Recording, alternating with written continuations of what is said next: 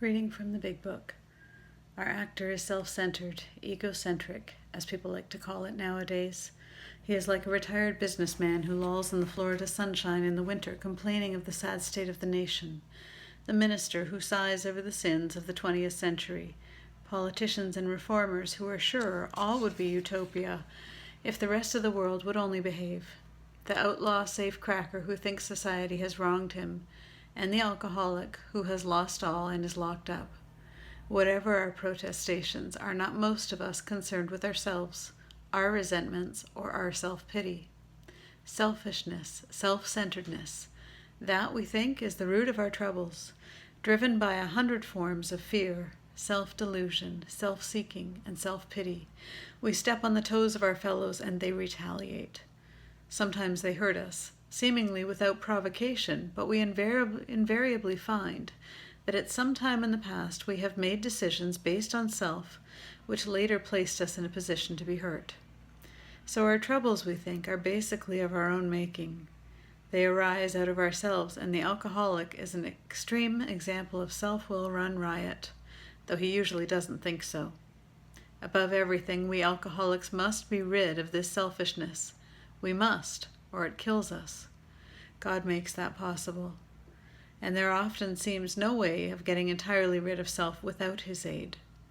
Many of us had moral and philosophical convictions galore, but we could not live up to them even though we would have liked to. Neither could we reduce our self-centeredness much by wishing or trying on our own power. We had to have God's help.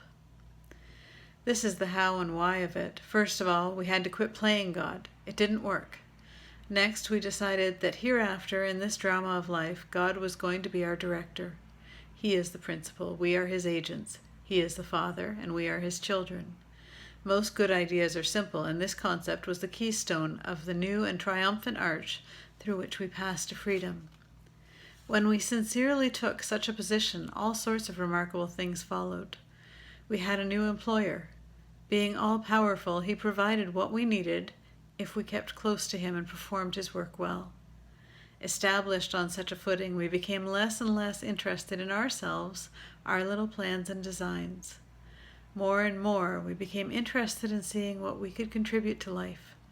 As we felt new power flow in, as we enjoyed peace of mind, as we discovered we could face life successfully, as we became conscious of his presence, we began to lose fear of today, tomorrow, or the hereafter. We were reborn. We were now at step 3. Many of us said to our Maker, as we understood him, God, I offer myself to thee, to build with me and to do with me as thou wilt. Relieve me of the bondage of self, that I may better do thy will. Take away my difficulties, that victory over them may bear witness to those I would help, of thy power, thy love, and thy way of life. May I do thy will always. We thought well before taking this step, making sure we were ready, that we could at last abandon ourselves utterly to him. We found it very desirable to take the spiritual step with an understanding person, such as our wife, best friend, or spiritual advisor. But it is better to meet God alone than with one who might misunderstand. The wording was, of course, quite optional, so long as we expressed the idea, voicing it without reservation.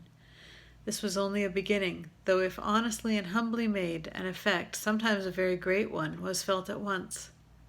Next we launched on a course of vigorous action, the first step of which is a personal house cleaning, which many of us had never attempted. Though our decision was a vital and crucial step, it could have little permanent effect unless at once followed by a strenuous effort to face and to be rid of the things in ourselves which had been blocking us. Our liquor was but a symptom, so we had to get down to causes and conditions.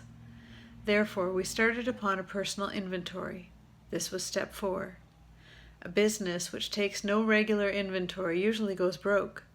Taking a commercial inventory is a fact-finding and fact-facing process. It is an effort to discover the truth about the stock in trade.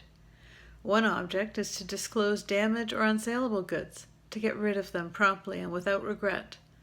If the owner of the business is to be successful, he cannot fool himself about values.